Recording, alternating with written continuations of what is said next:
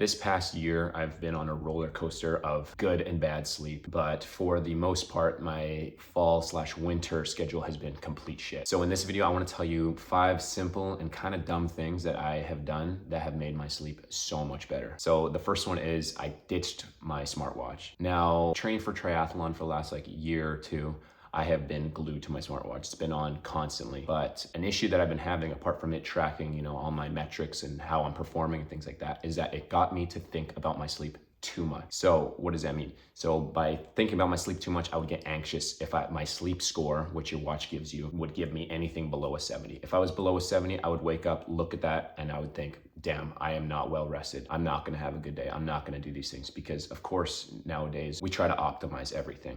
And so a watch, sounds like it can optimize all these things, but if you're continuously stressed about going to sleep, waking up, things like that, then that's not how you're gonna go to good sleep, how you're gonna get, a day full of energy from a restful night. So the first thing is to ditch the smartwatch and don't even think about sleep score. The only metric you want for how you're gonna sleep is how energized do you feel the next day. The second thing that I did was I ditched the alarm as well. And not only on my watch, but on my phone. And now this is a pretty luxurious statement, I won't lie, but this one helps me out a lot because it allows me to sleep for the whole time period that I need in order to feel rejuvenated the next day. So by not having an alarm, that's not to say I don't have an alarm. If I wake up early or if I have a 7 a.m. shift, then I will have an alarm for 5:45. That gives me the ample amount of room that I need to be prepared for work. So if you're one of these people that just rolls out of bed and goes straight to work or studying or whatever you're working on, use that to your advantage. But by ditching the alarm, I found that I would wake up naturally at a better time. And also this leads me to my third point, and that is to schedule your sleep. To schedule your sleep, I mean have a set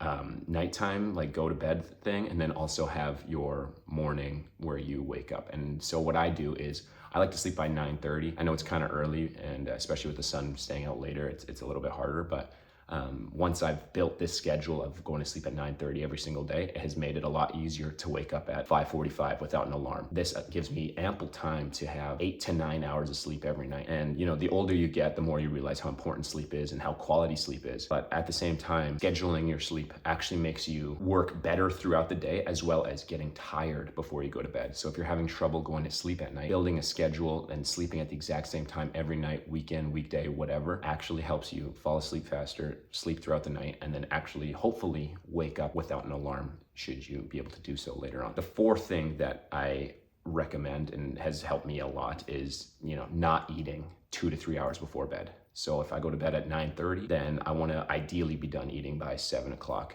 And that doesn't go for water as well. I like to have a little bit of water before I go to bed so I don't have to sip through the night or I don't feel too dehydrated. But if you can stop eating a few hours before bed, that helps you sleep by, not just hemorrhaging energy digesting rather than just focusing on going to sleep. And cancel that I even said focusing on sleep. You should just be able to fall asleep once you have built that schedule of when you go to sleep and when you wake up. So try to stop eating 2 hours minimum before bed, and I think you'll see some really good results just from that. And the fifth and final thing is, the most obvious, most Huberman-esque answer I could give you, and that's just a light and kind of avoiding as much light as you can. Nowadays, it's easy to say, just shut off your phone 2 hours before you go to bed. That's super easy for a lot of these, these chads that can just nail down their discipline and things like that. And it does help, of course it does, because if you've had the fall/winter that I've had, I feel like the only light I got here in Vancouver at least was just from my cell phone or my computer. I would just get the blue light blasting at me. And that was my circadian rhythm regulator. And so if I'm scrolling right before bed, then my body feels like it wants to be awake. Start slow with this one. You don't have to shut off everything 2 hours before bed, but the least you could do is turn on the blue light filter, have it on warmer tones when you're on your phone or on your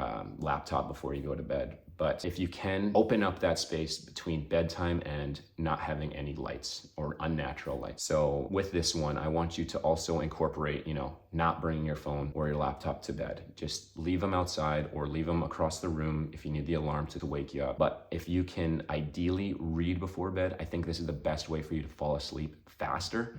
Because honestly, if you read a hard book, 5 minutes before bed, you're gonna zonk out and it's gonna feel great and and you know you're not just bombarding your eyes with just fake synthetic light that's gonna screw up your whole sleep schedule. These are 5 tips that have helped me drastically improve my sleep. 8 to 9 hours every single night, no issue. I feel energized throughout the day, and I feel like I'm ready to take on the world and just battle my goals and, sleep at an appropriate time. So start with, one of them, start with 2 of them, whatever, sprinkle them all in, work with that. Once you get this done, tell me how your sleep went, and if it improves, awesome. This is just what's worked for me, and I think it's really gonna improve your sleep as well. So with that, I'll see you in the next one.